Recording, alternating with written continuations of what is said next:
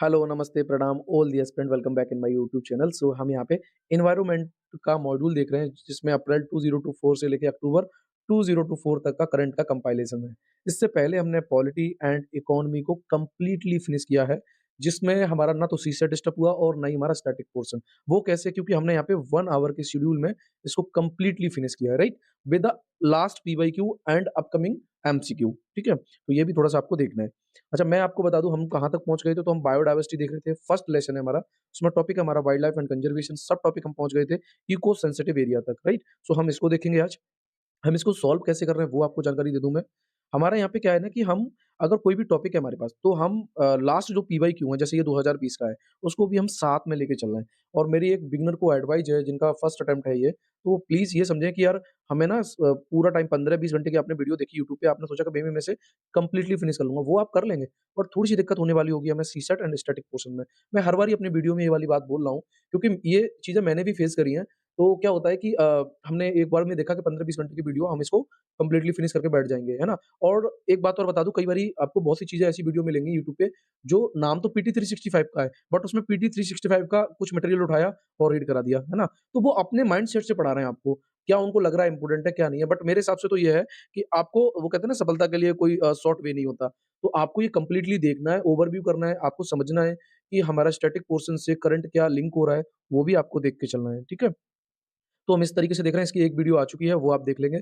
और हमारा इसमें शेड्यूल ये है, मैंने आपसे पहले ही बोला है और अब फिर दोबारा रिपीट बोल रहा हूँ मैं, कि आप 1 घंटे का कोई अपना शेड्यूल डिसाइड कर लें। मैं 1 आवर के शेड्यूल में ही वीडियो लेके आता हूँ, जिससे कि हमारा डिस्टर्ब ना हो, है ना? जो हम और भी तैयारी कर रहे हैं, वो डिस्टर्ब ना हो। हम चाहे सीसेट देख रहे हैं, चाहे स्टैटिक्स देख रहे हैं या स्टैटिक्स में हमारा कोई भी और भी you can say that book चल रही है, जैसे रमेश सिंह है, शंकर आईएएस है, या फिर हम आर्ट एंड कल्चर देख रहे हैं, नितिन सिंघानिया। तो ये सब कुछ हम देख रहे हैं, वो डिस्टर्ब नहीं हो रहा है हमारा, और इसको हम 1 घंटे में फिनिश भी कर लें और कॉन्फिडेंस भी आ रहा है, क्योंकि हम अपना एमसीक्यू भी लेके चल रहे हैं, जो अपकमिंग है, एंड देन हम पीवाईक्यू भी लेके चल रहे हैं, ठीक है? तो चलिए हम सीधा टॉपिक पे आते हैं। टॉपिक क्या है हमारे पास? हमारे पास टॉपिक है आज का लास्ट। हाँ, यहाँ तक हमने लास्ट देख लिया था, अब हमारे पास टॉपिक है इको सेंसिटिव एरिया। ये क्या है भई? तो पहले हम इसको समझेंगे थोड़ा-सा। ओके। सो अभी एक्चुअली में हुआ क्या है कि जो कर्नाटका गवर्नमेंट है, उसने कस्तूरी रंगन कमिटी की जो रिपोर्ट थी, उसको रिजेक्ट कर दिया। अच्छा, उसमें कस्तूरी रंगन जो कमिटी थी, उसमें किसकी बात करी गई थी? उसमें बात करी गई थी protection of fragile western Ghat region from the environmental degradation, right? So कुल मिला के ये है कि जो वेस्टर्न घाट जो है fragile area, you can say that नाजुक एरिया है, तो उसको एनवायरमेंटल डिग्रेडेशन से प्रोटेक्ट करने की बात करी गई। तो कर्नाटका गवर्नमेंट ने इसको रिजेक्ट कर दिया, इसलिए न्यूज़ में है। अब बात करते हैं हम कस्तूरी रंगन कमेटी ने क्या बात करी थी, जो कर्नाटका गवर्नमेंट को समझ में नहीं आई, तो देखते हैं। इसने प्रपोज़ करा था कि 37% जो है टोटल एरिया किसका, वेस्टर्न घाट का। रफली जिसमें छी 60,000 स्क्वायर किलोमीटर जो है वो किसमें काउंट होगा, इको सेंसिटिव एरिया में, ठीक है। और out of the total area की अगर हम बात करें तो उसको प्रपोज़ करा गया इको सेंसिटिव एरिया में, जिसमें मैक्सिमम जो है वो कर्नाटका का होगा, उसके बाद किसका होगा, महाराष्ट्र का। तो ये कर्नाटका गवर्नमेंट को समझ में नहीं आया, इसलिए उन्होंने इस रिपोर्ट को रिजेक्टेड कर दिया, राइट। अब बात करते हैं हम इको सेंसिटिव एरिया है क्या? तो उसके बारे में देख लेते हैं। तो इसको डिफाइन कैसे करते हैं, क्या है, क्या नहीं है?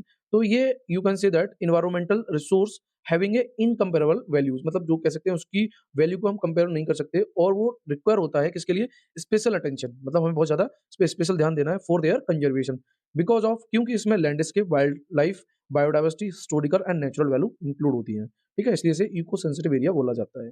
अब ये किसके अंतर्गत डिफाइन है? Environment national environmental policy 2006, right? अच्छा, अगर हम बात करें, इसको नोटिफ़ाई करा जाता है किसके द्वारा? सेंट्रल गवर्नमेंट के द्वारा। किस एक्ट के थ्रू? तो environmental protection act 1986। Clear cut है? अच्छा, इसका पर्पज़ क्या है? अगर हम बात करें कि इको सेंसिटिव एरिया ज़ोन का पर्पज़ क्या है? तो ये प्रोटेक्ट करता है एनवायरनमेंट को और अवॉइड करता है इसके डिग्रेडेशन को। क्यों?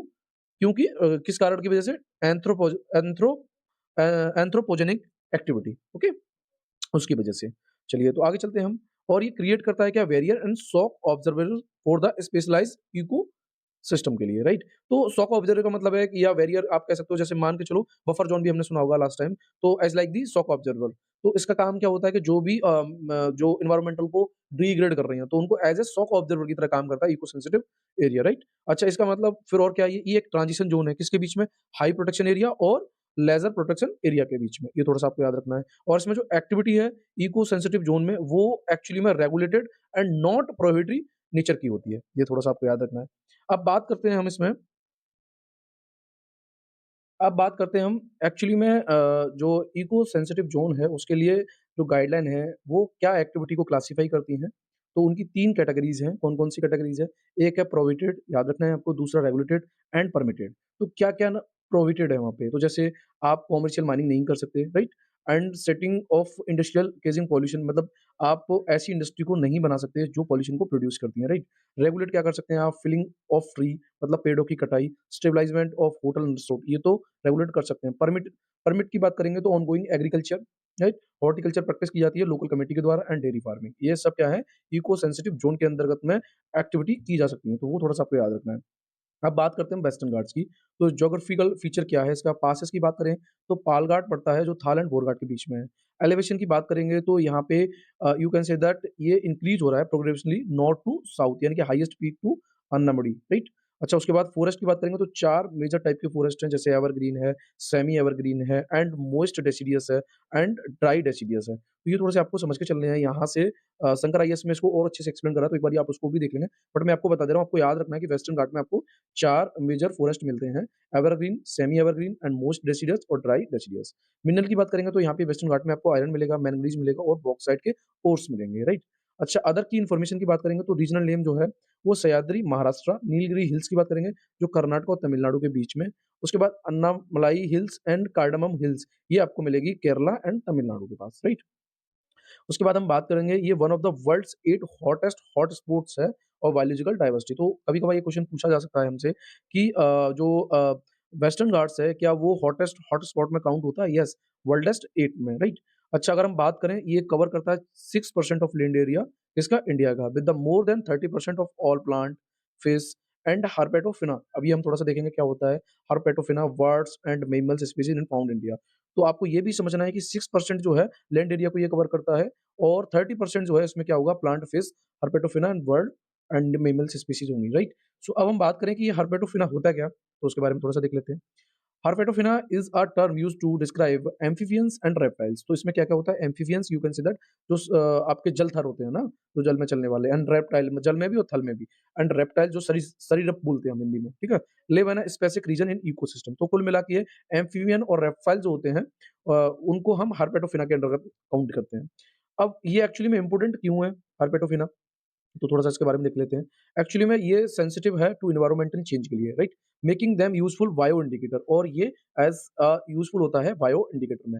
हर्पेटोफिना की बात करेंगे तो ये वल्नरेबल है, क्यों? भैया ह्यूमन एक्टिविटी के, लाइक जैसे एग्रीकल्चर लैंड है, क्लीयरिंग है एंड इल्लीगल लॉगिंग है। तो आप समझ पा रहे हो, भाई सीधी-सी बात है कि मान के चलो कृषि करनी है, तो आपने देखा कि हमें गेहूँ या बाजरा या कुछ भी आप कह सकते हो बाजरा के टाइम पे, जिसको हम यू कैन से दैट, आपने सुना होगा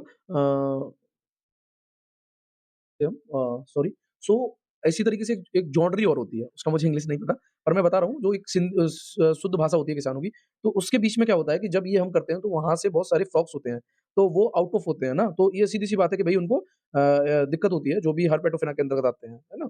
अच्छा, आगे बात करें, where can be herpetofauna be found, ये कहाँ होते हैं? तो herpetofauna can be found in variety of habitat including, ये फॉरेस्ट में भी मिलेंगे, डेजर्ट में भी मिलेंगे, ग्रासलैंड में भी मिलेंगे, रिवर वैली में मिलेंगे एंड लो लैंड्स रिवर्स में भी मिलेंगे, राइट? कुछ हर्पेटोफिना की स्पीशीज़ हैं जो कौन-कौन सी हैं, जैसे frog, toads, skinks and geckos and snakes. तो आप ऐसे अंदाज़ा लगा सकते हैं, आपने फ्रॉग तो सुना ही है ना, जो मेंढक होता है। स्नेक आपने सुना होगा, ठीक है? उसके बाद ये स्किंक्स है, इसको मैंने कल आपको, जो वीडियो थी हमारी पार्ट 1 में, इसको मैंने टैकल करा था कि ये किस तरीके से दिखता है, राइट? अच्छा, आगे बात करते हैं हम, क्या स्टेप भी लिए गए हैं वेस्टर्न घाट को प्रोटेक्ट करने के लिए? यस, लिए गए। तो कौन-कौन से हैं, हम उनकी बात कर लेते हैं। तो जैसे आपको पहला मिलता है वेस्टर्न घाट इकोलॉजी एक्सपर्ट पैनल, यानी कि जैसे हम WGEEP 2011, या फिर द माधव गाडगिल कमिटी बोलते हैं हम, ठीक है? ये एक्चुअली में वेस्टर्न घाट को प्रोटेक्ट करने के लिए स्टेप लिया गया है। ये रिकमेंड करता है किसके लिए? एंटायर रीजन जो है वो इको सेंसिटिव एरिया में आना चाहिए, और ये डिवाइड करता है 3 ज़ोन, कौन-कौन से? जैसे इको सेंसिटिव ज़ोन फर्स्ट, जिसे हम वेरी हाई सेंसिटिव बोलेंगे। अब ये ध्यान रखना, ये माधव गाडगिल कमिटी के थ्रू है, जो EFZ को 3 कैटेगरी करता है। तो EFZ1, EFZ2 and EFZ3, right? सो वही चीज़ें हैं, आपको देख के चलनी है। जैसे वेरी हाई सेंसिटिव में 1 हो गया, 2 में हो गया हाई सेंसिटिव, ठीक है? और 3rd में हो गया मॉडरेट, मॉडरेट मतलब सामान्य, यू कैन से दैट। अच्छा, दूसरा स्टेप क्या लिया गया? हाई लेवल वर्किंग ग्रुप यानी कि जैसे HLWG बोला जाता है, जिसको हेड किया गया डॉक्टर के कस्तूरीरंगन के द्वारा, ठीक है? ये रिकमेंड करता है किसके लिए? Coding of the industry extend entry जो है वो 20 साल के लिए होनी चाहिए, ठीक है?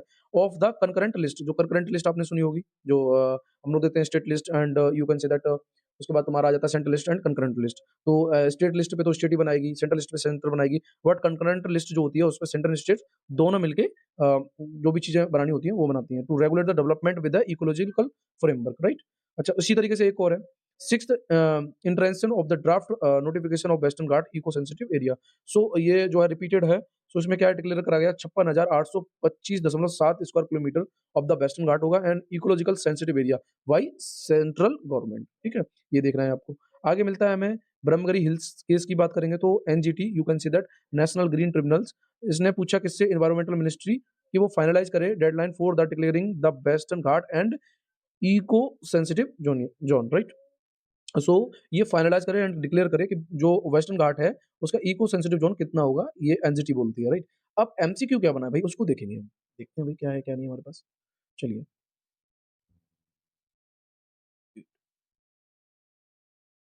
ओके, सो देखते हैं हम। So question बना है हमसे, from the ecological point of view, which one of the following assumes importance in being a good link between the Eastern Ghat and Western Ghat? अब आप देख रहे हैं ईस्टर्न घाट और वेस्टर्न घाट के लिए गुड लिंक का काम कौन करता है? जैसे सत्यमंगलम टाइगर रिजर्व है, नल्ला नल्ला मल्ला फॉरेस्ट है, या नागरहोल नेशनल पार्क है, या शेषाचलम बायोस्फीयर रिजर्व है। अब देखिए यहाँ पे हमने डिस्कस करा था, आपको मिल रहा है ये, राइट? सत्यमंगलम टाइगर रिजर्व, ये तो खैर उसी में मिलेगा, बट यहाँ पे हमने इसको डिस्कस नहीं करा, तो इसका आंसर क्या है हमारे पास? Sathyamangalam tiger reserve. अब एक बारी ना आप जितने भी टाइगर रिजर्व हैं, एक बारी उनको ज़रूर देख लेंगे, या तो फिर मैं इसका लास्ट में मैपिंग आपको एक बार ज़रूर करा दूँगा, ओके? चलिए, अब हम बात करते हैं अदर रिलेटेड न्यूज़ की, तो जैसे inter governmental platform on biodiversity and ecosystem service, IPVES, right? Sorry, उससे पहले हमें थोड़ा मैप हमारा छूट गया था, तो हम एक बार इसको ज़रूर देख लेते हैं। वेस्टर्न घाट में क्या-क्या है, जैसे आपका ये दिया है ग्रीन में, वेस्टर्न घाट हॉट स्पॉट जैसे गोवा, कर्नाटका, केरला, ठीक है? ये डिस्ट्रिक्ट वो स्टेट्स हैं एंड महाराष्ट्र, राइट? उसके बाद western Ghats reverse catchment area जो है वो कहाँ-कहाँ से मिलता है? तमिलनाडु, आंध्र प्रदेश, राइट? उसके बाद तेलंगाना है आपका, छत्तीसगढ़ है, कुछ एमपी है। तो ये एक बारी थोड़ी-सा आपको देखना है, और एक बार मैं और डिस्कस कराऊँगा आपको ईस्टर्न एंड वेस्टर्न घाट में क्या डिफरेंस है, तो वहाँ से ये क्वेश्चन और इज़िली सॉल्व हो जाएगा। चलिए, सो हम इसको देख रहे थे, ये टॉपिक क्या कह रहा है। एक्चुअली में अभी इसने आईपीवीएस ने जो ब्लू प्लैनेट प्राइज़ है 2024 का, इसको जीता है, और ये जो अवार्ड है एनुअली दिया जाता है किसके द्वारा? जापान बेस्ड असाही ग्लास फाउंडेशन के द्वारा, ठीक है? इसकी बात करेंगे तो ये स्टेबलाइज़ हुआ पनामा सिटी इन 2012 में। It is an independent governmental body है जो स्ट्रेंथ करती है किसको? साइंस पॉलिसी, ठीक है? Interface for the biodiversity and ecosystem service के लिए, राइट? और ये यूएन बॉडी नहीं है, ये भी थोड़ा-सा आपको याद रखना है, क्या? आईपीवीएस। हाउएवर यूनाइटेड नेशन जो है एनवायरनमेंट प्रोग्राम यानी कि यूएनईपी, ये प्रोवाइड करता है क्या? सेक्रेटेड सर्विस किसको? आईपीवीएस को, ये थोड़ा-सा याद रखना है। इसका सेक्रेटेरिएट कहाँ है? वोन, जर्मनी में। करंटली की बात करेंगे तो इसमें लगभग 145 मेंबर स्टेट हैं, जिसमें इंडिया भी शामिल है, और जितने भी स्टेट मेंबर हैं यूएन के वो भी एलिजिबल हैं किसके लिए? आईपीवीएस मेंबरशिप के लिए। क्लियर कट हो गया यहाँ पे? चलिए आगे चलते हैं फिर हम। अब देखिए यहाँ से क्वेश्चन नहीं बना है तो मैंने नोट नहीं करा, बट आपको थोड़ा-सा ध्यान रखना है कि ब्लू प्लैनेट प्राइज़ जो है वो किसने जीता है? आपको ध्यान रखेंगे, आईपीवीएस यानी कि inter governmental platform on biodiversity and ecosystem service ने, राइट? अब बात करते हैं हम integrated development of wild life habitats यानी कि आईडीडब्ल्यूएच। तो अभी हुआ क्या है, रिसेंटली यूनियन कैबिनेट ने अप्रूव करा है, कंटिन्यूएशन होगा किसका? सेंट्रली स्पॉन्सर्ड स्कीम किसकी? Integrated development wild life habitat की, लगभग इसके लिए फिफ्थ फाइनेंस कमीशन साइकिल के लिए। क्लियर है? इसका ऑब्जेक्टिव क्या है? ये सेंट्रली स्पॉन्सर्ड स्कीम है, वो भी किसके अंडर में? अम्ब्रेला स्कीम के, ठीक है? किसके द्वारा? मिनिस्ट्री ऑफ एनवायरनमेंट के द्वारा। कौन सी? Integrated development of wild life habitat, ठीक? अब हम समझते हैं थोड़ा सा अम्ब्रेला स्कीम क्या होती है भाई। देखिए, एक होता है सेंट्रली सेक्टर्ड स्कीम और एक होती है सेंट्रली स्पॉन्सर्ड स्कीम। तो सेंट्रली स्पॉन्सर्ड में जो होता है वो उसमें स्टेट एंड सेंटर का एक डिसाइडेड होता है 60-90, सॉरी 60-40 या फिर 90, तो उस तरीके से उसमें centre and state jointly invest करती हैं। बट आपका स्पॉन्सर्ड में क्या, सॉरी, ये स्पॉन्सर्ड की बात कर रहा था मैं, और सेक्टर में क्या होता है? सेक्टर जो की अगर हम बात करें तो उसमें ओनली सेंटर ही इन्वेस्ट करेगी। तो आपको ध्यान रखना है, स्पॉन्सर्ड में आपकी स्टेट भी होगी और सेंटर भी होगी, जॉइंटली इन्वेस्ट करेगी। बट सेक्टर में सिर्फ और सिर्फ सेंटर होगी। क्लियर है? चलिए आगे बात करें हम अम्ब्रेला स्कीम की। तो ये क्या कहती है? ये कलेक्शन होता है प्रोजेक्ट का जो इम्प्लीमेंट होता है together achieve a common goals. तो इसमें government of India has implemented several umbrella scheme, जैसे वुमेन सेफ्टी है, पुलिस मॉडर्नाइजेशन है, एजुकेशन बहुत सारी हैं। तो अम्ब्रेला स्कीम का मतलब है जिसमें आप कह सकते हो कि एक कॉमन गोल को अचीव करने के लिए कलेक्शन होता है बहुत सारे प्रोजेक्ट्स का, राइट? चलिए आगे चलते हैं फिर हम। फिर हमारे पास क्या है? पीपल्स बायोडायवर्सिटी रजिस्टर, तो उसकी बात करेंगे हम पीवीआर की। तो अभी क्या है, थाजाकारा पंचायत जो है, जो कि केरला में पड़ती है, उसने पब्लिश करा है अपनी update, you can see that क्या, पीपल्स बायोडायवर्सिटी रजिस्टर को। अच्छा, पीवीआर की बात करेंगे तो ये स्टैट्यूटरी रिकॉग्निशन है बायोडायवर्सिटी एक्ट 2002 के through, biodiversity management act, you can see that BMC committee, right? तो प्रिपेयर करता है किसको? पीवीआर, इन कंसल्टेशन किसके साथ? लोकल पीपल के साथ। तो कुल मिला के ये है कि जो पीपल्स बायोडायवर्सिटी रजिस्टर है उसको बायोलॉजिकल डायवर्सिटी एक्ट 2002 और बायोडायवर्सिटी मैनेजमेंट कमेटी यानी कि बीएमसी, और वो कंसल्ट करेगी लोकल पीपल का, तब वो इस रजिस्टर को यू कैन से दैट क्या करेगा? प्रिपेयर करेगा। पर्पस क्या है इसका? ये documents and safeguard bio resource and associated knowledge, right? So documented करना किसको? बायो रिसोर्स एंड जो भी उससे संबंधित नॉलेज है उनको। इन्फॉर्मेशन की बात करें पीबीआर की यानी कि पीपल्स बायोडायवर्सिटी रजिस्टर की, तो ये अवेलेबिलिटी एंड नॉलेज इसके लिए, लोकल बायोलॉजिकल रिसोर्स के लिए, and their medicine and their use, right? Any other other traditional knowledge वो भी इसके साथ एसोसिएटेड होती है। क्लियर है? अब हम बात करें रिलेवेंस की, तो support claim of local ownership of biodiversity and traditional knowledge. तो ये देखिए ओनरशिप जो है बायोडायवर्सिटी या ट्रेडिशनल नॉलेज, जो लोकल लेवल पे ओनरशिप का भी ये claim you can see that support provide कराता है, और ये हेल्प करता है सस्टेनेबल रिसोर्स मैनेजमेंट। तो एक टाइप का ये क्या है? रजिस्टर है। क्लियर है? तो अभी एक्चुअली में जो केरला की पंचायत है उसने इसको अपडेट करा इसलिए न्यूज़ में। चलिए आगे देखते हैं फिर हम। अब हमारे पास है एनवायरमेंटल परफॉर्मेंस इंडेक्स 2024। तो अभी हुआ क्या है, इसको पब्लिश करा गया है किसके द्वारा? Yale centre for environment law and policy के द्वारा। ये थोड़ा-सा आपको देखना है। अगर हम बात करें एनवायरमेंटल परफॉर्मेंस इंडेक्स की, देखिए यहाँ पे कोई एमसीक्यू नहीं आया है, ना ही बनने के चांस हैं। मेबी ये मेरा एक हो सकता है अनुभव, बट आप समझ सकते हैं थोड़ा-सा, तो इसलिए मैं इसको थोड़ा-सा जल्दी पढ़ा रहा हूँ। और देखिए यहाँ पे ये तो नहीं पूछा जाता, ये मोस्ट ऑफ ऑल आपने एमसीक्यू में देखा होगा, कोई भी इंडेक्स है और उसको कोई मिनिस्ट्री अगर लेके आ रही है, पब्लिश कर रही है, तो वो मोस्ट ऑफ ऑल गलत होता है। तो इसलिए हम इसको ज़्यादा माइंड में नहीं रखते हैं। हम ये देखते हैं कि इसमें क्या-क्या चीज़ें हैं, जो हमारे एनवायरनमेंट से रिलेटेड हैं, जो हमें यूज़फुल लगेंगी और एमसीक्यू बनने के चांस होंगे। सो लगभग 58 परफॉर्मेंस इंडिकेटर होते हैं और उनके साथ 11 कैटेगरीज़ के साथ, राइट? और ईपीआई की बात करें तो रैंक जो है 180 कंट्री होती है on climate change performance, environmental health and ecosystem vitality के आधार पर। इस्टोनिया जो है वो टॉप लिस्ट में है इसमें, एनवायरमेंट परफॉर्मेंस इंडेक्स में, ये भी देखना है आपको। इंडिया की बात करेंगे तो उसकी रैंक है 176। अब आप देख रहे हैं 180 कंट्री में हम 176वें नंबर पे हैं। 2022 की बात करें तो इंडिया ने सरपास किया था किसको? चाइना को, as the world largest emitter of anthropogenic sulphur dioxide. तो आप देखते हैं कि मानव जनित यू कैन से दैट जो सल्फर डाइऑक्साइड होता है उसको इंडिया ने सरपास कर दिया था किसको? चाइना को। समझ रहे हैं आप? तो इन चीज़ों में खैर तो है, हम क्या कर सकते हैं, क्योंकि हमारे पास इतने इंडिकेटर नहीं है जो हम कंट्रोल कर पाएँ। हाँ, जहाँ तक होता है वहाँ तक इंडिया अपनी बेस्ट परफॉर्मेंस देने के लिए राज़ी रहता है, राइट? सो चलिए हम आगे देखते हैं। फिर हमारे पास है नेचर कंज़र्वेशन इंडेक्स। अब देखिए मैं बताऊँ आपको, ये याद रहे ना रहे डज़न्ट मैटर। मैं फिर कह रहा हूँ आपसे, मैं आपको वही चीज़ पढ़ा रहा हूँ जिसके आने के चांस हैं। जो नहीं आएगा उसको मैं जल्दबाज़ी में फिनिश कर देता हूँ, ठीक है? ये आप याद रखेंगे, इतना याद ही नहीं रख पाएँगे कौन-सा इंडेक्स कौन किसने पब्लिश करा, किसने रिलीज़ करा, याद ही नहीं रहेगा आपको। और डेफ़िनिटली ये यूपीएससी में भी ये गलत होता है। अगर आपने 10 क्वेश्चन लगाए, तो 1 में तो ये सही हो जाएगा, बाद बाकी 9 में ये गलत होगा। नहीं तो आप जाके सारे पीवाईक्यू की थीम देखिएगा, आपको ऐसा ही मिलेगा। ठीक है? सो देखते हैं हम क्या है। इस इंडेक्स को रिलीज़ किया जाता है इसके द्वारा Goldman Sonnenfeld school of sustainability and climate change के द्वारा। इंडिया की जो रैंक है वो 176 है 180 कंट्रियों में, ठीक है? ये इवैल्यूएट करता है कंजर्वेशन एफर्ट यूजिंग 4 मार्कर जैसे land management, threats to biodiversity, capacity and governance and future trends. तो आपको ये 4 कैटेगरीज़ याद रखनी है, जैसे लैंड मैनेजमेंट जो है, ठीक है? And threats to biodiversity, biodiversity को क्या थ्रेट्स है, capacity and governance and future trends. तो ये 4 कैटेगरीज़ में रिलीज़ होता है, ये थोड़ा-सा आपको याद रखना है। चलिए आगे, कैमल का क्वेश्चन हमारा 2016 में आया था, बट वो थोड़ा इससे हट के था, बट हम इसको भी फिनिश करेंगे। सो देखते हैं हम। सो अब हमारे पास टॉपिक है कैमल्स, इसके बारे में देखेंगे। तो यूएन ने डिक्लेयर करा है 2024 वो इंटरनेशनल ईयर ऑफ कैमलिड्स मनाया जाएगा, जिसमें मेंबर होंगे कैमल फैमिली के, राइट? और इसका मेन पर्पस होगा कि हमें अनटैप्ड पोटेंशियल ऑफ कैमलिड्स, मतलब जिस क्षमता के बारे में नहीं जानते हैं हम, इसकी ऊँट की, उसके बारे में अवेयरनेस को बिल्ड करने का काम करेगा ये ईयर, ठीक है? अच्छा, अब हम बात करते हैं कैमल्स की। तो कैमल जो है वो फाउंड होते हैं अफ्रीका एंड एशिया में। टाइप इसमें एक होता है ड्रोमेडरी एंड अरेबियन कैमल, जिसमें सिंगल हम्प मिलेगा आपको, और वेक्टेरियन कैमल में आपको मिलेगा 2 हम्प्स, राइट? अच्छा, ये डोमेस्टिकेटेड करा जाता है पीपल के द्वारा, और ये मेमल जो है वो हर्बीवोरस है, याद रखना है आपको, और ये सर्वाइव करता है हॉट कंडीशंस में, राइट? अब बात करें हम कैमल्स इन इंडिया, तो क्या है भारत में? तो ये स्टेट एनिमल है कहाँ का? राजस्थान का। और खराई कैमल की हम बात करें तो ये तैर सकता है लॉन्ग डिस्टेंस कितना 3 किलोमीटर एट अ टाइम, ठीक है? किसके लिए? क्योंकि इसको पसंद आता है मैंग्रोव खाना। तो ये ईट करता है मैंग्रोव को, फाउंड इन कच्छ, गुजरात। तो आपको याद रखना है कि खराई कैमल जो है, वो आपको कच्छ, गुजरात में मिलेगा, जो मैंग्रोव को ईट करता है, राइट? अब हम Bactrian sorry my pronunciation Bactrian या बैक्टीरियन कैमल्स की बात करेंगे, जो कि फाउंड होता है लद्दाख नुब्रा वैली में। इसी तरीके से हम बात करें डॉर्माडेरीज कैमल की, जो फाउंड होता है हॉट डेजर्ट जैसे राजस्थान और गुजरात में।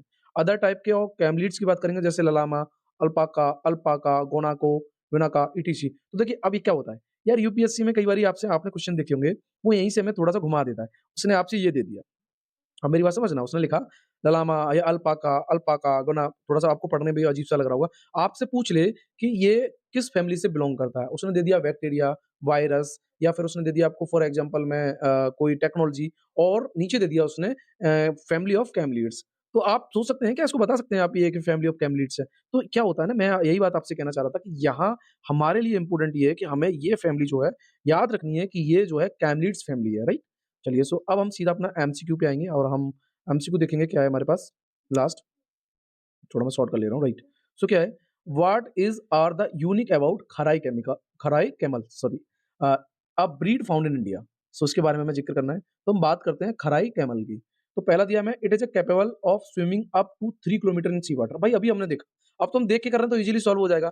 चलिए कोई नहीं, दूसरा देखते हैं, it survive by grazing on mangrove, ये मैंग्रोव खाता है। अब तीसरा में दिया है, it lives in a wild and can not be domesticated. भाई ऐसा क्या कोई जानवर है जो इंसान से छूटा हुआ है और उसने उसे डोमेस्टिकेटेड नहीं करा है? ऐसा हो सकता है क्या? चलिए मेरे को आप बताइए। तो अभी तो हम देख के कर रहे थे तो कर लेंगे, तो श्योर शॉट है कि तीसरा तो हमारा गलत है। हालाँकि टेक्निक जो एलिमिनेट टेक्निक है वो तो फिनिश कर दी गई है, बट फिर भी हम यहाँ देखते हैं कि हमारा ये वाला थर्ड वाला श्योर शॉट है कि गलत हो गया। तो आंसर क्या हो जाएगा हमारे पास 1 एंड 2। क्लियर कट है यहाँ पे? तो खराई कैमल की हम बात कर रहे थे। अब देखिए अभी हमने ये पढ़ लिया तो हमें पता चल गया। बट क्या है ना कि मैंने जो अभी आपको बताया कि भई हमने ये अभी देखा, हमारे लिए ये इम्पोर्टेंट था यहाँ पे। अब ये नहीं पढ़ा है हमने, तो इसको हम ज़रूर देख के जाएँगे क्योंकि हमारा क्वेश्चन गलत नहीं होना चाहिए, ठीक है? चलिए सो आगे देखेंगे हम।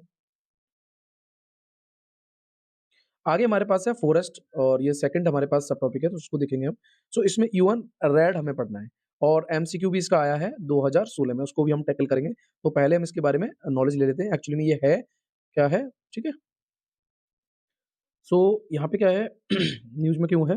सो देखते हैं, United Nations programme on reducing emission from deforestation and forest degradation. अब देखिए उसका नाम से ही आपको समझ में आ रहा होगा, इसका मेन काम है कि जो डिफॉरेस्टेशन है या डिग्रेडेशन है फॉरेस्ट का, उसको रिड्यूस करने के लिए इसको हम रेड प्लस बोलते हैं। अभी हम डिस्कस भी कर लेंगे एक्चुअली में क्या अंतर होता है रेड एंड रेड प्लस में, वो भी हम देखेंगे।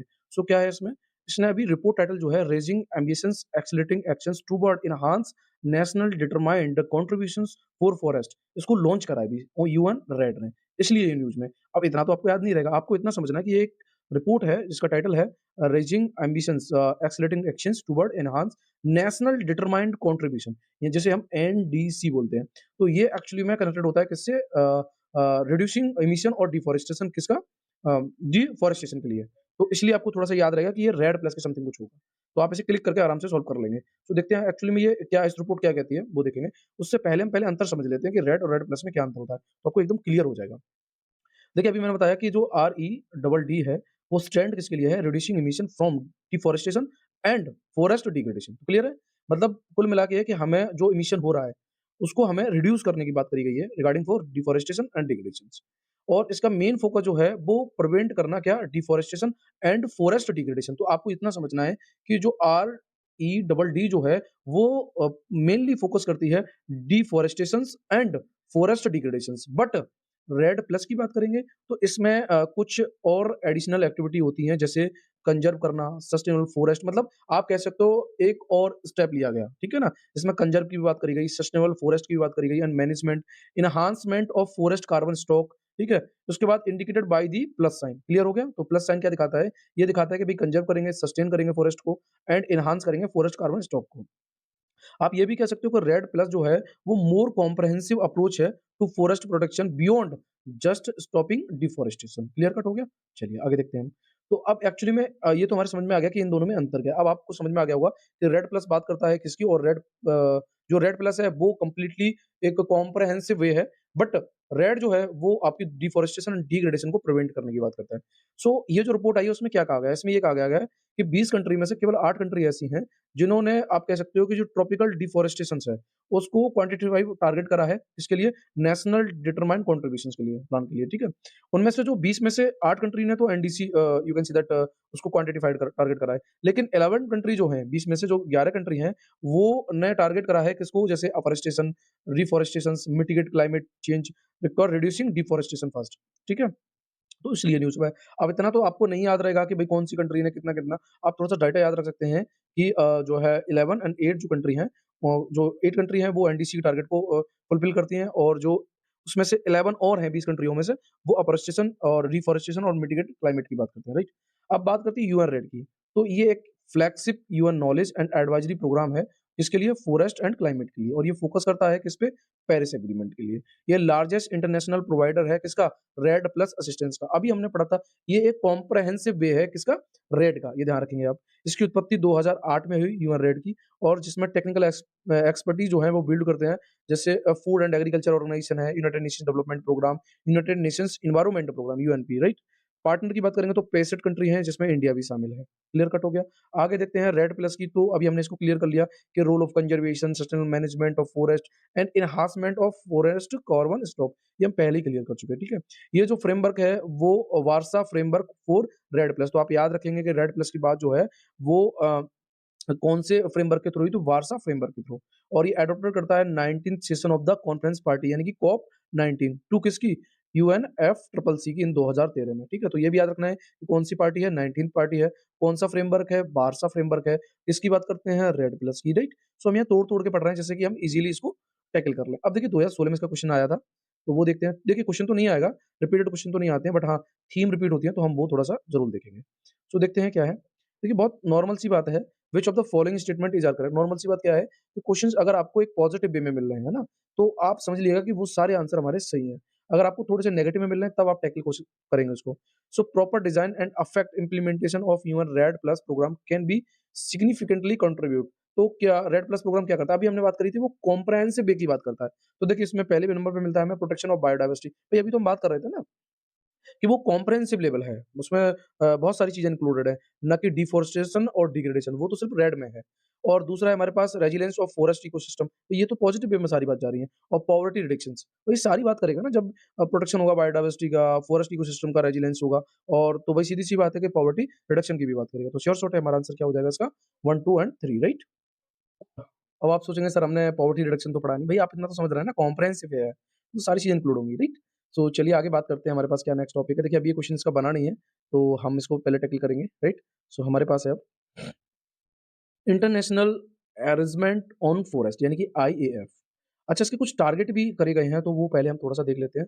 United Nations strategic plan for forest 2017 से लेके 30 तक, ठीक है? तो ग्लोबल फॉरेस्ट गोल्स बनाए गए हैं। यू कंसीडर जब मैं बोलूँ जीएफजी, तो आप समझ लेना मैं ग्लोबल फॉरेस्ट गोल की बात कर रहा हूँ। तो क्या-क्या गोल बनाए गए हैं वो थोड़ा-सा देखते हैं। देखिए, जो ग्लोबल फॉरेस्ट गोल जो है जीएफजी 1 बोलूँगा मैं, तो ये रिवर्स फॉरेस्ट कवर लॉस की बात करता है। उसके बाद हम बात करें 2 की, तो ये इम्प्रूव करने की बात करता है, फॉरेस्ट बेनिफिट होंगे जो भी, और उनके लाइवलीहुड्स को।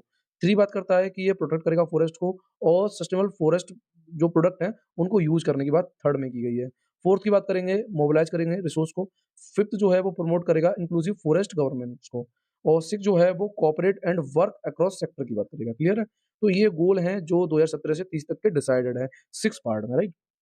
अच्छा, न्यूज़ में क्यों है? तो 19th session of United Nations forum on forest, यानी कि यूएनएफएफ, अभी हुआ है इसका सेशन, तो अंडर द किसके? इंटरनेशनल अरेंजमेंट ऑन फॉरेस्ट, है ना? तो इसलिए ये न्यूज़ में है। तो देखते हैं हम क्या है। अगर हम क्या-क्या हम जो वेज हैं वो टेक भी कर रहे हैं यूएनएफ 19th मीटिंग में, वो थोड़ा-सा देखेंगे। तो वर्ल्ड जो है is off track to achieve क्या? ग्लोबल फॉरेस्ट गोल बाय 2030, अभी हम डिस्कस कर रहे थे। मेंबर जो हैं वो रीअफ़र्म्ड हैं UN UN strategic plan for forest 2017 से 20 तक के, राइट? इंडिया जो है वो सिग्निफिकेंट इंक्रीज़ करेगा फॉरेस्ट कवर को, है ना, past 10 year through a scientific approach और सस्टेनेबल फॉरेस्ट मैनेजमेंट के थ्रू। क्लियर है? आगे बात करें, total forest and tree cover है वो इंक्रीज़ करेंगे हम कितना? लगभग 22 2261 square kilometre, taking the total of 2462% of total geographical area. तो ये भी थोड़ा-सा आपको समझना चाहिए कि हम इंक्रीज़ कर रहे हैं कितना 2261 स्क्वायर किलोमीटर, इसमें से 2462 जो है वो टोटल जियोग्राफिकल एरिया के है, ठीक है? अच्छा आगे बात करते हैं 17 states have more than 33% of their area under the forest cover, right? अब बात करते हैं कि जो यूएन स्ट्रेटेजिक प्लान है फॉरेस्ट के लिए अंडर किसके यूएनएफएफ 2017-30 के लिए, तो वो थोड़ा-सा हम देख लेते हैं। क्या है? देखिए फ़ोर्स करेंगे special session UN form on forest जो कि 2017 में हुआ था। ये प्रोवाइड करता है एम्बिशियस विज़न, है ना? फॉर ग्लोबल फॉरेस्ट इन 2030 के लिए। जितने भी मेंबर होंगे यूएन के, वो सब मेंबर होंगे किसके? यूएनएफएफ के। ये भी थोड़ा-सा आपको याद रखना है जिसमें भारत भी शामिल है, राइट? तो यूएनएफ हम बात कर रहे थे, ये थोड़ा-सा आपको ज़रूर याद रखना है। You can say that United Nations forum on forest. तो जो मेंबर यूएन के हैं, वो यूएनएफएफ के भी मेंबर हैं। अगर हम बात करें तो 6 ग्लोबल फॉरेस्ट गोल्स हैं, जो अभी हम पढ़ रहे थे। एंड 626 जो है एसोसिएटेड टारगेट हैं जो अचीव किए जाएँगे 2030 तक। अभी हमने क्लियर करा कि भाई क्या-क्या होगा। हम यूज़ करेंगे जो फॉरेस्ट के जो भी इम्पोर्टेंट आर्टिकल्स हैं उनको। तो ये सारी चीज़ें, ये गोल थोड़े-से आप याद रखेंगे। जो जीएफ-1 क्या कहता है, जी2 क्या कहता है, जीएफ-3 क्या कहता है, जीएफ-4 क्या कहता है, जीएफ-5 क्या कहता है, जीएफ-6 क्या कहता है। ये थोड़े-से आप एक बारी ओवरव्यू कर लेंगे। मैं ये नहीं कह रहा कि आपको इसको रट के बैठ जाना है। So including target to increase forest area by 3% world wide by 2030, ठीक है? और इसमें इंक्रीज़ होंगे 120 million hectare, right? It build the vision of 2030 agenda. Report क्या है? Global forest goals, flagship UN report on forest, right? अब बात करते हैं हम इंटरनेशनल एग्रीमेंट ऑन फॉरेस्ट जिसकी हम बात कर रहे थे, है ना? तो इसका जो सेशन हुआ है, वो देखते हैं। ये स्टेबलाइज़ हुआ था 2000 में, ठीक है? और ये सक्सेसर है किसका? Inter governmental panel on forest जो कि 1995 और 97 में जारी होता था। And then inter governmental forum on forest 2000 sorry 1997 से 2000, राइट? तो ये याद रखना है कि जो इंटरनेशनल अरेंजमेंट ऑन फॉरेस्ट है, वो inter governmental panel on forest and inter governmental forum on forest, इन 2 का ये सक्सेसर है, राइट? इसका मेन ऑब्जेक्टिव क्या है? अब देखिए, जब बात समझने की आती है तो यहाँ पे बस हम थोड़ा-सा दिमाग लगाते हैं कि भाई कोई भी हम अरेंजमेंट कर रहे हैं फॉरेस्ट के लिए, तो बहुत सारी चीज़ें उसमें हो जाएँगी, जैसे मैनेजमेंट है, कंज़र्वेशन है, सस्टेनेबल डेवलपमेंट है और ओल्ड टाइप की फॉरेस्ट की बात हो रही है, ठीक है? उनको यू कैन से दैट उनके मैनेजमेंट, कंज़र्वेशन और सस्टेनेबल को प्रमोट करने की बात करी गई है, ठीक है? और स्ट्रेंथन क्या long term political committee to this end, right? 5 component हैं इसके। तो आईएएफ के कौन-कौन से हैं? जैसे United Nations forum on forest, जिसे हम यूएनएफएफ बोलते हैं। कोलैबोरेटिव पार्टनरशिप ऑन फॉरेस्ट, उसके बाद global forest financing facility network है, यूएन ट्रस्ट फंड है और उसके बाद यूएनएफएफ सेक्रेटेरिएट है। तो ये आपको कंपोनेंट भी थोड़े से देख लेने हैं, राइट? चलिए आगे चलते हैं हम। तो देखिए यहाँ पे कुछ ज़्यादा नहीं था बट मैंने आपको करा दिया कि मे बी पॉसिबल है कि इस टाइप से क्वेश्चन आपसे बने। आगे बात करें इंटरनेशनल फॉरेस्ट गवर्नेंस की, तो ये नॉन प्रॉफिट ऑर्गेनाइजेशन है और ये रिलीज़ करता है report title international forest governance a critical review, a trend, drawback and new approaches. तो इतना सारा तो मटेरियल हमें याद नहीं रहेगा, बट आपको थोड़ा-सा ये समझना है कि नॉन प्रॉफिट ऑर्गेनाइजेशन है, ठीक है? बट हाँ, अगर ये क्वेश्चन आपसे पूछा जाए कि ये रिपोर्ट जो है किसकी है? देखिए, अब तक इतने बड़े क्वेश्चन बने नहीं हैं, पर कह नहीं सकते कि अब तो यूपीएससी ने जो उसके लगता है ना कि भई पूरा ही चेंज करना है पैटर्न। 2023 में जिन एस्पिरेंटों ने अगर एग्ज़ाम दिया होगा, तो उनको लगा होगा कि कॉन्फिडेंशियली वो एग्ज़ाम को क्वालीफाई कर लेंगे क्योंकि 2022 तक सब कुछ ठीक चल रहा था। 2023 में अचानक से क्या होता है कि ओनली पेयर 1 एंड 2 वाले जब से क्वेश्चन्स आए और ऑप्शन आए, तो शुरू में उन्होंने ऐसी बात नहीं इंडिकेट करा था 21 के एग्ज़ाम में आई थिंक, तो 21 में इंडिकेट करा था कि भई ठीक है ओनली पेयर 1-2 वाले हम क्वेश्चन 1-2 पूछेंगे आपसे। बट फिर होता क्या है कि 23 के एग्ज़ाम में उन्होंने कंप्लीटली पूछना शुरू किया। हाँ, 22 में इंडिकेट करा, 23 में कंप्लीटली कर दिया, है ना? तो कुछ बच्चे ऐसे भी थे जिनका मेंस क्लियर था बट प्रीलिम्स तक क्लियर नहीं कर पाए थे 23 में। तो कुछ कह नहीं सकते, तो हो सकता है आपसे क्वेश्चन जब बने तो आपसे ये पूछे तो आप बता पाएँ कि ये क्या कहनी है। ये फर्स्ट ग्लोबल सिंथेसिस रिपोर्ट है किसकी? आईएफजी की यानी कि इंटरनेशनल फॉरेस्ट गवर्नेंस की, ठीक है? उसकी बात करेंगे तो ये आईएफजी की बात करेंगे तो ये policy and legal institution framework है फॉर इंटरनेशनल डिसीजन मेकिंग किस पे? फॉरेस्ट के लिए।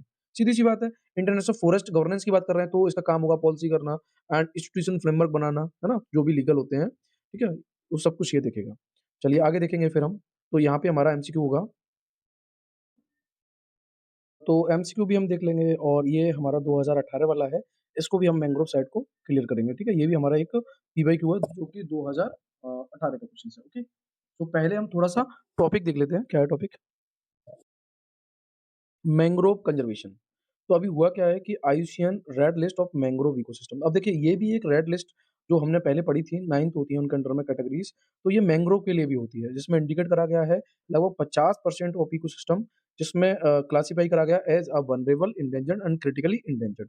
तो कुल मिला के ये जो मैंग्रोव इकोसिस्टम है, आईयूसीएन रेड लिस्ट ने अभी उनको वल्नरेबल, एंडेंजर्ड और क्रिटिकली एंडेंजर्ड में भी डिवाइड करा है, राइट? और ये कितना है लगभग you can say that indicate कर रहा है लगभग 50% ऑफ मैंग्रोव। सो पहले हम पढ़ेंगे क्या है, क्या नहीं, उसके बाद हम सीधा एमसीक्यू लगाएँगे एंड पीवाईक्यू भी लगाएँगे। मोर ऑन न्यूज़ की बात करेंगे तो IUCN red list mangrove ecosystem जो जारी हुआ है उसमें 36 रीजन है अक्रॉस 44 कंट्रियों के, राइट? और अगर हम बात करें तो it is one of the headline indicator किसके लिए? For the Kunming Montreal global biodiversity framework, right?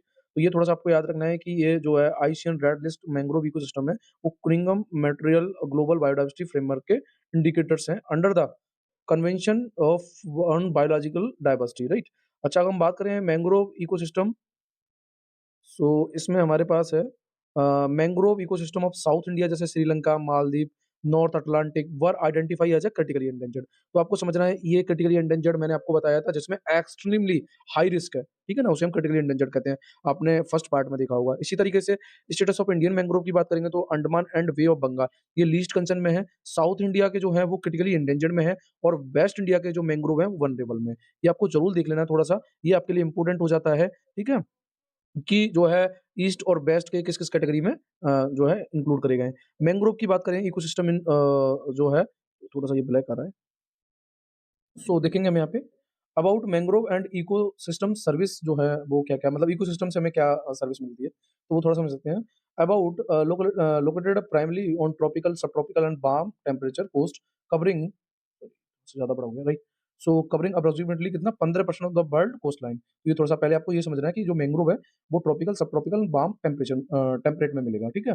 और ये लगभग 15% जो है वर्ल्ड की कोस्ट लाइन को कवर करता है। अब हम बात करते हैं क्या सर्विस मिलती है हमें मैंग्रोव के द्वारा, जैसे कार्बन सिक्वेस्ट्रेशन। भाई हमें कार्बन यू कैन से मैंग्रोव से फ़ायदा क्या है? तो वो बात करते हैं हम कार्बन सिक्वेस्ट्रेशंस। उसके बाद हमें मिलेगा biodiversity conserve, right? Disaster risk reductions. तो जो भी डिसास्टर रिस्क होती है उनको रिडक्स करने का काम भी करता है मैंग्रोव।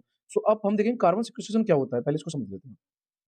अब carbon sequestration is a process of capturing and storing carbon dioxide from the atmosphere. आप देखिए कितनी मैंग्रोव से कितना फायदा है हमारा कि भाई कार्बन सिक्वेस्ट्रेशन कर रहा है। कार्बन सिक्वेस्ट्रेशन क्या होता है? उसमें जो कार्बन डाइऑक्साइड होता है उसको कैप्चर किया जाता है, स्टोर किया जाता है ना? From the atmosphere. और इसका जो मैंग्रोव का काम होता है, the goal is to reduce the amount of carbon dioxide in atmosphere and mitigate climate change, right? तो और क्लाइमेट चेंज से हमें मिटिगेट करता है। क्लियर कट हो गया? तो ये सर्विस हमें मिलती है मैंग्रोव से, इसलिए हमारे लिए इंपॉर्टेंट हो जाता है। अब बात करते हैं हम, ये थोड़ा-सा मैं हटा दे रहा हूँ, तब देखेंगे बाद में। स्टेटस ऑफ मैंग्रोव इंडिया, तो मैंग्रोव जो है Lakshadweep, archipelago and coast of Tamil Nadu are critically endangered. तो आपको समझना है Lakshadweep and coast of Tamil Nadu ये आपके क्रिटिकली एंडेंजर्ड में आते हैं, मैंग्रोव जो होंगे। State of the world mangrove report 2024 by global mangrove alliance के थ्रू, राइट? उसके बाद India state of forest report ISFR 2023 की बात करें, तो forest survey of India mangrove cover India has the increase by 17 square kilometre यानी 17 square kilometre 0.34 right compare to the previous assessment. तो कुल मिला के ये है कि जो मैंग्रोव कवर एरिया है इंडिया में वो भी 17 स्क्वायर किलोमीटर जो है अगर हम ओवरऑल देखें तो 0.34 इंक्रीज हुआ है, राइट? मेजर लोकेशन इंडिया में कहाँ है इसकी? तो Andaman Nicobar islands and Sundarbans of west Bengal, Mahanadi, Godavari, Krishna delta, ये थोड़ी सी आपको लोकेशन याद रखनी है मैंग्रोव की, राइट? अच्छा, क्या कोई इनिशिएटिव भी ली गई है सरकार के द्वारा? हाँ भाई, क्यों नहीं ली गई है? वो थोड़ा-सा हम देख लेते हैं। जैसे ये बहुत इंपॉर्टेंट है हमारे लिए, तो मैं थोड़ा-सा बड़ा करके बताऊँगा आपको और ये थोड़ा-सा मैं छोटा कर देता हूँ, जब हम इस क्वेश्चन को टैकल करेंगे। तो देखते हैं क्या-क्या है, कौन-कौन सी इनिशिएटिव है। जैसे मिस्टी, याद रखेंगे बहुत इंपॉर्टेंट है। Mangrove initiative for shoreline habitats and tangible incomes, तो जिसको हम मिस्टी बोलते हैं। ये किसकी मिनिस्ट्री के अंतर्गत है? Ministry of environment, forest and climate change. ये इनिशिएटिव है मैंग्रोव को कंजर्व करने के लिए, ज़रूर याद रखना है आपको। उसके बाद है सस्टेनेबल एक्वाकल्चर इन मैंग्रोव इकोसिस्टम, जिसे हम SAIM सेम इनिशिएटिव बोलेंगे। इसका काम होगा ये एक्वाकल्चर फ्रेम को बिल्ड करेगा using IMA you consider integrated mangrove aquaculture system. इसी तरीके से एक और लिया गया मैजिकल मैंग्रोव कैंपेन। ये WWF world wide fund India has enjoy citizens in 9 coastal area are mangrove conservations. तो जो 9 कोस्टल स्टेट्स हैं वो यू कंसिडर इसके थ्रू आते हैं मैजिकल मैंग्रोव कैंपेन के through. National coastline mission programme on conservation and management of mangrove and coral reefs. तो ये इनिशिएटिव ली गई हैं मैंग्रोव को कंजर्व करने के लिए। थोड़ा-सा हम ग्लोबल लेवल की बात कर लेते हैं, तो ग्लोबल लेवल पे क्या इनिशिएटिव ली गई हैं, तो जैसे मैंग्रोव ब्रेक थ्रू ये लिया गया किसके द्वारा? लॉन्च करा गया UNF ट्रिपल सी COP 27 इन शर्म अल शेख इजिप्ट। तो ये थोड़ा-सा आप याद रखेंगे मैंग्रोव ब्रेक थ्रू कहाँ पे लॉन्च करा गया? By the United Nations high level climate campaign and global mangrove alliance के द्वारा। तो इतना बड़ा राइट हमें याद नहीं रखना होता, हमें ये समझना होता है कि कौन-सी इनिशिएटिव है जो मैंग्रोव को कंजर्व कर रही है, राइट? इसी तरीके से टारगेट है कि फ्यूचर में 15 billion hectare of mangrove globally होंगे कितना 2030 तक, right? And underpins by $4 billion by sustainable finance. अब हम क्वेश्चन देखेंगे कि एक तो ये 2018 वाला क्वेश्चन है हमारे पास, इसको हम टैकल करेंगे। देखिए, मैं आपको बता चुका हूँ, अगर आपको पीडीएफ चाहिए तो आप मेरे को कमेंट बॉक्स में पीडीएफ रिक्वायर की बात करेंगे, आपको पीडीएफ मिल जाएगी। ठीक है? आप इतना रिसर्च करेंगे, इतना टाइम नहीं है आपके पास, अभी लिमिटेड टाइम है ना? और आप रिसर्च करें, फिर उसको लगाएँ, फिर ढूँढें कि इस टाइप का क्वेश्चन्स आया है या नहीं आया है। सो देखते हैं हमारे पास क्या है। Recently okay, so recently MISHTI initiative has been news, it is related to which of the following. बहुत इंपॉर्टेंट है और बहुत आसानी से आप समझ सकते हैं, अगर आपने अच्छी तरीके से पढ़ी। फुल फॉर्म नहीं याद रखनी भाई, मैंने कहा था आपसे पहले ही कह रहा हूँ कि आपको जो पीटी 365 आती है, उसके side wise you can say that overview, you can say that connected to static portions, you can say that कि आपको अपडेटेड रखना है खुद को, बस वही देखना होता है। लाइन बाय लाइन नहीं पढ़नी, एक-एक डेटा नहीं याद रखना, नहीं पूछेगा आपसे, और श्योर शॉट है कि अगर आप वो सब करेंगे तो जो और स्टूडेंट के साथ होता है, वो हमारे साथ होने के भी फुल्ली चांस है। सो मिस्ट्री हमें पता होना चाहिए था वो किससे रिलेटेड है। तो स्किल डेवलपमेंट है, रूरल डेवलपमेंट है, मैंग्रोव रिस्टोरेशंस है या इंफ्रास्ट्रक्चर डेवलपमेंट है। तो श्योर शॉट है, अभी हमने पढ़ा था मिस्ट्री, फुल फॉर्म की जरूरत नहीं है, क्या है क्या नहीं है, हमें बस ये समझना है कि एक्चुअली में ये किससे रिलेटेड है, मैंग्रोव रिस्टोरेशंस से। तो आंसर क्या हो जाएगा हमारे पास, सी, राइट। चलिए आगे देखते हैं, फिर ये हमारा 2018 का क्वेश्चन है, इसको टैकल करेंगे हम 2018 वाले को। सो विच पूरा दिख रहा है यहाँ पे, राइट दिख रहा है, फोर्थ नहीं दिख रहा अभी, थोड़ा सा और छोटा, राइट, अब दिखेगा। सो यहाँ है which of the following statement are appropriate to mangrove sites के लिए। सो पहला दिया है मैंग्रोव प्लानेट, जो प्लांट्स है, sorry, mangrove plants require approximate mix of saline water and fresh water. अब देखिए इसने दोनों बात कही, ये भी और ये भी। और मैं आपको ना एमसीक्यू जो पीवाईक्यू है वो भी मैं एक एनालिसिस वीडियो लेके आऊंगा, मैं आपको क्लियर कट करूंगा कि क्वेश्चन कौन सी बार गलत होते हैं और कौन से वाले सही होते हैं। तो आप देख रहे हैं कि इसने दो बात करी है, सैलिन वाटर भी होगा, फ्रेश वाटर भी होगा। तो ऑब्वियसली है कि यहाँ पे एक चीज में कहीं ना कहीं डिस्प्यूट होगा, चलो वो बाद में देखेंगे। दूसरा है मैंग्रोव प्लांट जो है require mud flats to enable it to grow and develop. चलिए भाई, मड फ्लड्स का मतलब होता है, आप कह सकते हो जो कीचड़पन कहते हैं, कीचड़, राइट, ये होता है, मैंग्रोव कीचड़ में ही उगते हैं। आगे mangrove plants are found in intertidal zone of shelter coast, ये हमें दिख रहा था, अभी हमने पढ़ा था। Mangrove vegetation has been reported in all coastal states including Andaman Nicobar, अभी हमने पढ़ा था। ये सभी कहाँ मिलेंगे मैंग्रोव में, कोस्टल स्टेट्स में मिलेंगे। तो श्योर शॉट है कि हमारा चौथा सही होगा। अब पहले वाले में देख रहे हैं तो ये आपके सलाइन वाटर में होते हैं, ना कि फ्रेश वाटर में, तो पहला वाला हमारा गलत हो गया। बाद बाकी 2, 3 एंड 4 ये हमारा सही है, तो आंसर हो जाएगा हमारे पास 2। क्लियर है, तो एकदम क्लियर। चलिए, ये 2018 का क्वेश्चन था। आगे देखते हैं हम। अब देखिए, अब आप इतना लेके बैठेंगे तो आपको टाइम लगेगा। यहाँ पे क्या है, आपने वीडियो देखी, आपको पता चला क्वेश्चन ऐसे बना है, आपने टैकल करा, माइंडसेट बना, है ना? तो आगे भी लगता है कि यार हम सही डायरेक्शन में जा रहे हैं, राइट? तो देखते हैं फिर क्या है हमारे पास।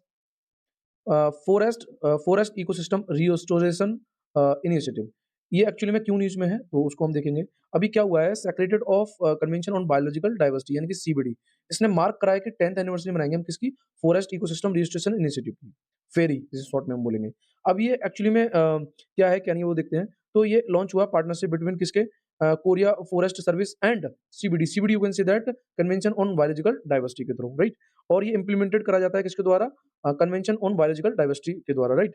इसको डिजाइन इसलिए करा गया है to assist developing country in operationalizing national target and plan in line with the IG biodiversity target 5, 14 and 15। तो कुल मिला के ये है कि ये इसलिए ये डिजाइन कराया गया कि असिस्ट करेगा डेवलपिंग कंट्री को, ठीक है, कि वो ऑपरेशनलाइज करेंगी किसका, नेशनल टारगेट और प्लान का, किसके थ्रू, आईची बायोलॉजिकल बायोडाइवर्सिटी टारगेट के थ्रू। अच्छा, सपोर्ट और इंप्लीमेंटेशन की बात करेंगे तो कुनिंगम मॉन्ट्रियल ग्लोबल बायोडाइवर्सिटी फ्रेमवर्क इसको करेगा। फेरी इनिशिएटिव जो है वो एडॉप्ट करती है शॉर्ट टर्म एक्शन प्लान, किसके लिए, इकोसिस्टम रिस्टोरेशन के लिए, और कॉप 13 जो कि 2016 में हुआ था। तो ये सारी चीजें क्या है भाई, इकोसिस्टम रिस्टोर कर रहे हैं हम, क्लियर है ना? तो वही सारी बात है, कुछ इसमें ज्यादा रॉकेट साइंस नहीं है, बस आपको ये समझना था कि एक्चुअली में ये जो है किसका पार्टनरशिप है और इसको इम्प्लीमेंट कौन करेगा और किस you can say that plan के थ्रू है, तो वो थोड़ा सा आपको देखना था। अच्छा, वी प्लान की बात करें तो फॉरेस्ट प्लेटफॉर्म और decision supported tool for the tropical forest ecosystem restoration, तो आपको समझना है, ना ही एवरग्रीन, ना ही ये ड्राई डेसिडियस और ना ही सेमी एवरग्रीन फॉरेस्ट की बात करता है। ये बात करता है, आपको याद रखना है, very important for us, tropical tropical forest ecosystem restoration के लिए, राइट। चलिए आगे हमारे पास क्या है, European nature restoration plan, next topic है हमारे पास। तो यूरोपियन यूनियन अप्रूव एनआरपी, तो NRP you can say that nature restoration plan, तो इसको अप्रूव करा है यूरोपियन यूनियन ने, ये first of kind you can say that. So अब हम बात करें एनआरपी की, ये एक्चुअली में है क्या, तो ये आप कह सकते हो ये कॉन्टिनेंट बाइंड एक लॉ है, आप ऐसे कह सकते हो, ये कॉम्प्रहेंसिव लॉ है। ये जो है किसके, यूरोपियन यूनियन ग्रीन डील, इसका मेन काम क्या होगा इस लॉ का, ये काम होगा कि ये net zero emission green house gas जो है उसको नेट जीरो इमिशन में लेके आएगा, कब तक, 2050 तक, इसलिए न्यूज़ में है। तो थोड़ा-सा आपको याद रखना है, नेचर रिस्टोरेशन प्लान जो है, वो एक you can say that law है जो ग्रीन हाउस गैस हैं, उनके एमिशन को 2050 तक नेट ज़ीरो करेगा, राइट? इसका एम क्या है? ये कंटेन्स बाइंडिंग बाइंडिंग लगाएगा restoration target for long term recovery of nature in EU lands and sea area पे, राइट? अच्छा, ये रिकवर करेगा लगभग 20% of European lands and sea कब तक? 2030 तक। ऑल इकोसिस्टम जिनको भी रिस्टोर करने की आवश्यकता है कब तक? 2050 तक। तो आप समझ रहे हैं, रिस्टोरेशन का मतलब है कि भई हम किसी भी चीज़ को रिस्टोर कर रहे हैं, राइट? तो वही सारी है, बस थोड़ा-सा आपको डेटा देख लेना है कि 20% जो है वो लैंड एंड सी का 2030 तक, और उसके बाद अगर हम बात करें ऑल इकोसिस्टम की बात करेंगे तो उसके रीस्टोर्स की बात करी गई 2050 तक। ये डेटा आपको थोड़ा-सा देख लेना है और ये कॉम्प्रिहेंसिव लॉ है, क्लियर है? आगे बात करेंगे, ये फोकस एरिया जैसे ये कवर करेगा जो भी एग्जीक्यूटिंग लेजिस्लेशन है, जैसे इसके लिए वेटलैंड के लिए, फॉरेस्ट के लिए एंड ग्रासलैंड के लिए, और पॉलिनेटिंग इंस्टेंट्स के लिए एंड फॉरेस्ट इकोसिस्टम के लिए, राइट? इम्प्लीमेंटेशन की बात करेंगे तो इसको नेशनल रिस्टोरेशन प्लान के थ्रू इम्प्लीमेंट किया जाएगा जो कि यूरोपियन कंट्री का है, राइट? आगे बात करते हैं हम। अब देखिए यहाँ पे क्वेश्चन नहीं बना है, क्वेश्चन बनने के चांस है, बट हमें थोड़ा-सा डेटा याद रखना है, राइट? आगे बात करें हम यूरोपियन यूनियन डिफॉरेस्टेशन रेगुलेशंस की, EUDR, right? Short form. So European commission ने प्रपोज करा है कि वो एक्सटेंड करेगा किसको? यूडीआर को 1 साल के लिए और, राइट? अब ये है क्या? इसका मेन काम क्या है? तो एक्चुअली में यूडीआर जो है वो अब कंट्रीब्यूट नहीं करेगा जहाँ पे भी डिफॉरेस्टेशन या फॉरेस्ट डिग्रेडेशन की बात हो रही है इन यूरोपियन यूनियन में या कहीं भी इन द वर्ल्ड, राइट? तो उसमें ये कंट्रीब्यूट नहीं करेगा, इसलिए न्यूज़ में है। अच्छा, ये अप्लाई होगा किस पे? वाइड रेंज ऑफ प्रोडक्ट जिसमें palm oil, soya, beef, cocoa and timbers पे, राइट? और रिक्वायर कंपनी जो है वो वेरीफाई करेंगी origin of the product, right? Will act varies of countries who export to European Union, और उन पे ये उनको वेरीज करेगा जो एक्सपोर्ट कर रहे हैं किसको? यूरोपियन कंट्री को, ये सारे प्रोडक्ट। क्लियर कट है? तो डिफॉरेस्टेशन और डिग्रेडेशन के लिए कंट्रीब्यूशन नहीं करेगा कौन? यूरोपियन यूनियन डिफॉरेस्टेशन रेगुलेशन, इसलिए इसको 1 साल के लिए और बढ़ा दिया गया, राइट? अब हमारे पास टॉपिक आ जाता है वेटलैंड, कोस्टल एंड ओशियन। तो इसमें है, आगे देखेंगे हम। अब हमारे पास टॉपिक है हाई सी ट्रीटी, इसकी बात करें। अब देखिए थोड़ा-सा पहले ना आप ये समझ लेना कि समुद्र के बारे में भी नियम बनाए जाते हैं, तो इसलिए न्यूज़ में, तो हम पहले इसको टैकल करेंगे, देखते हैं क्या है। यूनियन गवर्नमेंट ने अभी अप्रूव करा है और साइन करा है कि जो बायोडायवर्सिटी जो होगी वो बियॉन्ड नेशनल जुरिडिक्शंस होगी, राइट? तो ये एग्रीमेंट जो है वो हाई सी ट्रीटी को लेके है, ठीक है? तो उसपे यूनियन गवर्नमेंट ने अप्रूव कर दिया है। अच्छा, अब क्या है, फिर हम देखते हैं। अब थोड़ा-सा पहले हम देखते हैं UN convention on law of sea, जिसे हम अनक्लोज़ कहते हैं। अनक्लोज़ के बारे में हम थोड़ा-सा पहले पढ़ लेते हैं, तो हमें और समझ में आ जाएगा। यहाँ पे देखते हैं हम क्या है, क्या नहीं है, तो देखते हैं।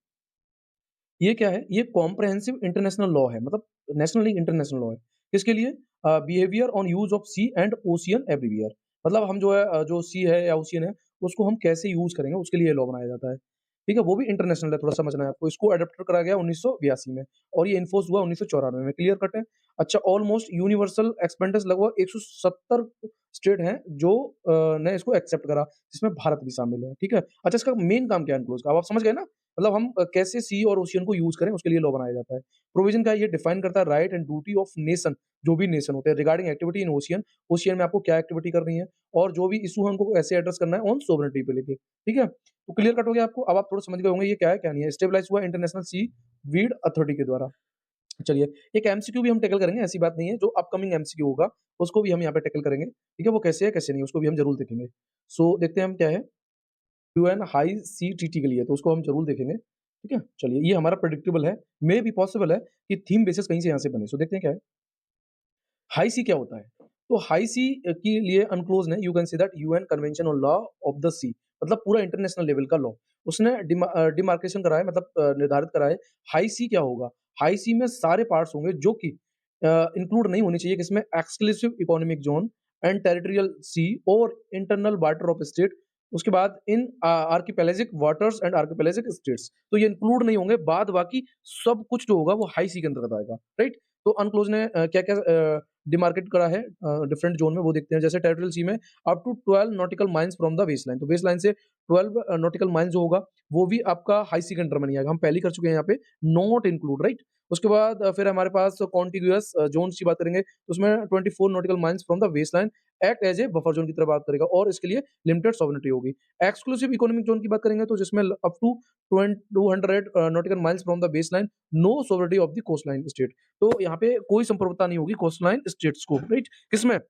200 नॉटिकल माइल्स में। क्लियर कट है? तो ये सब जो है आउट ऑफ है किससे? हाई सी से। ये समझना है आपको। कौन-कौन सी?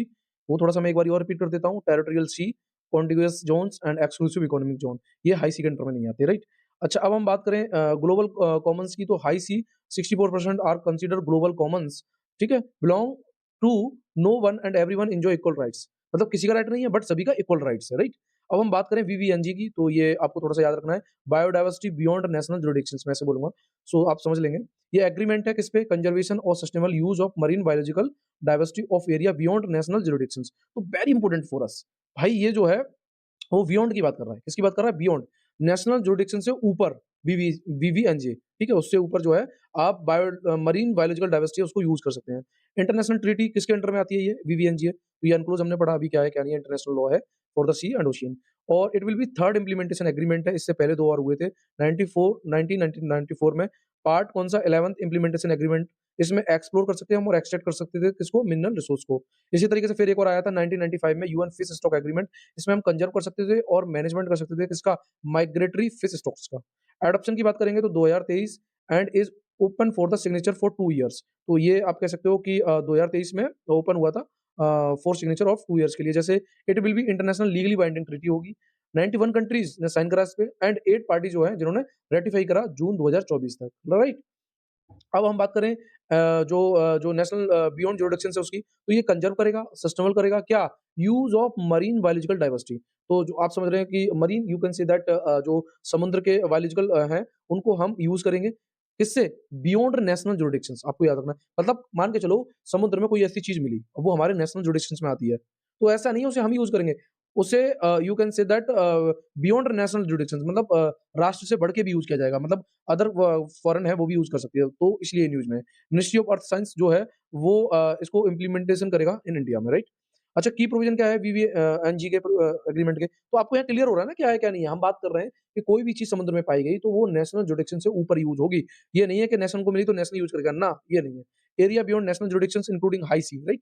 सो उसके बाद है हमारे पास only part 2 dealing with the marine genetic resource apply to any government vessel on non commercial service. अच्छा, इंस्टीट्यूशनल अरेंजमेंट भी हुए हैं जिसमें आपका कॉन्फ्रेंस ऑफ पार्टीज यानी स्कॉप बोलते हैं इसे, इसकी ये मेन डिसीजन मेकिंग बॉडी होगी, साइंटिफिक एंड टेक्निकल बॉडी होगी, क्लियरिंग हाउस मैकेनिज्म होगा, सब्जेक्ट मैटर कमेटी होगी, फाइनेंस मैकेनिज्म होगा, राइट? अच्छा, क्या यू कैन से दैट कुछ और सब्सटेंटिव एलिमेंट्स हैं बीबीएनजी ट्रीटी के? यस, है, क्यों नहीं है? जैसे marine genetic resource including the fair and equitable sharing of the benefit. यही बात हम कह रहे थे भाई, कोई भी समुद्र में ऐसी चीज़ मिलती है जो यूटिलाइज़ेशंस है अदर कंट्री के लिए, तो वहाँ पे फेयर एंड इक्विटेबल शेयरिंग की बात होगी। मतलब हमें मिल गया तो ये नहीं हम ही यूज़ करें, हम भाई उसे फेयर तरीके से और इक्वल तरीके से शेयर करेंगे उसके बेनिफिट्स को, राइट? इसी तरीके से एक और है major such as area based management tools, जिसे हम एबीएमटी बोलते हैं, including marine protected area, right? अच्छा, इसमें क्या रहेगा? ये वेल कनेक्टेड नेटवर्क है मरीन प्रोटेक्टेड एरिया का to data large international, you can say that हमारा जो मरीन प्रोटेक्टेड एरिया है अंटार्कटिका रोज़ सी में। अच्छा, उसके बाद और क्या है? ये है एनवायरमेंटल इम्पैक्ट असेसमेंट, राइट? और capacity building and the transfer of marine technology. तो सारी कहानी वही है, हम नेशनल जुरिडिक्शन से ऊपर जाकर उसको हम फेयर एंड इक्विटेबल तरीके से यूज़ करेंगे। तो अब हम देखते हैं क्या क्वेश्चन इस पे बन सकता है? क्वेश्चन बनने के चांस हैं, हम उसको भी ज़रूर देखेंगे। सो देखते हैं, यूएन हाई सी ट्रीटी अभी हम पढ़ रहे थे, is a concern with the ocean existing with in the exclusive economic zone.